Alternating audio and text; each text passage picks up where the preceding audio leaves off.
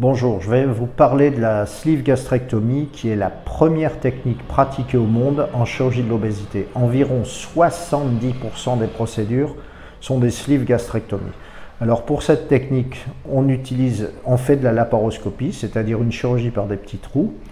Personnellement, je fais 3 petits trous, un qui est caché dans la partie droite du nombril et qu'on ne voit en général plus après quelques mois, un petit de quelques millimètres pour passer la caméra et un autre petit de 5 mm, ce qui est un demi-centimètre, ce qui est quasiment rien.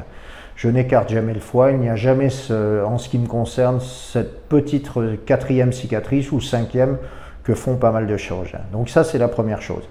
Cette technique, j'ai besoin de 15-20 minutes pour la faire. J'ai développé ma propre technique, ce qui permet une chirurgie plus rapide et surtout donc moins de douleur post-opératoire puisque j'aurai besoin d'insuffler moins de gaz dans l'abdomen.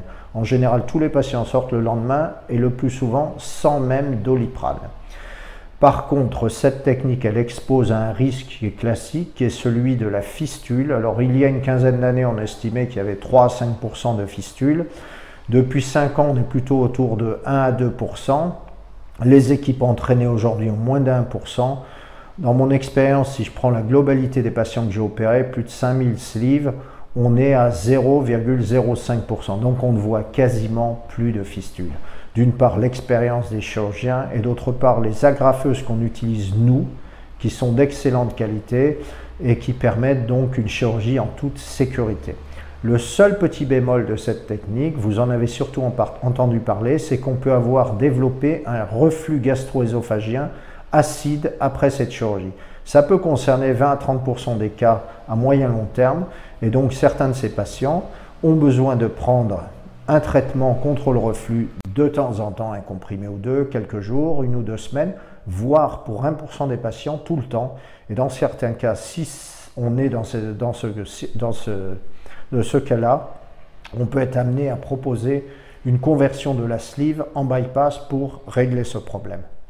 Si l'on fait ce qu'il faut avec une sleeve, on ne regrossit pas. On a des patients à plus de 12 ans, 13 ans avec quasiment aucune reprise de poids. On sait que le moment le plus difficile, c'est entre la 3e et la 5e année et ça va imposer, j'allais dire, une rigueur, un changement de style de vie, de faire davantage de sport, d'éviter les sucreries et le gras et si c'est le cas, ça marche très bien. Je voulais ajouter un autre élément important, c'est ce qu'on appelle la calibration d'une sleeve. Aujourd'hui, sur le plan international, on estime qu'une sleeve bien calibrée, il y a une mesure de sonde de calibration, ça doit être entre 32 et 40, une unité qu'on appelle le French. Moi, j'utilise 36, c'est celle qui est le plus communément utilisée, c'est autour de 2 cm de large. Et donc, on va appliquer l'agrafeuse au ras de ces 2 cm. Si on faisait une sleeve trop large, clairement, on perdrait moins de poids. La qualité de vie serait peut-être un peu plus facile au début, mais on a plus de risques de reprise de poids. Donc c'est important, une bonne calibration. On me demande aussi quel est le pourcentage d'estomac que vous enlevez. Il faut comprendre que ce n'est pas ça le problème. Le plus important, c'est ce qu'on laisse. On doit couper au ras de ce tube. Si on fait ce qu'il faut, tous les patients ont à peu près la même surface résiduelle d'estomac et qui est indispensable. Par contre, tous les estomacs ont une taille différente. S'ils font 15 cm de large, ben on en enlèvera 13 à peu près. S'ils font 12 cm, ça sera plus que 10. Donc si vous voulez, le pourcentage, il dépend de la taille de l'estomac et tous les estomacs ont une taille différente.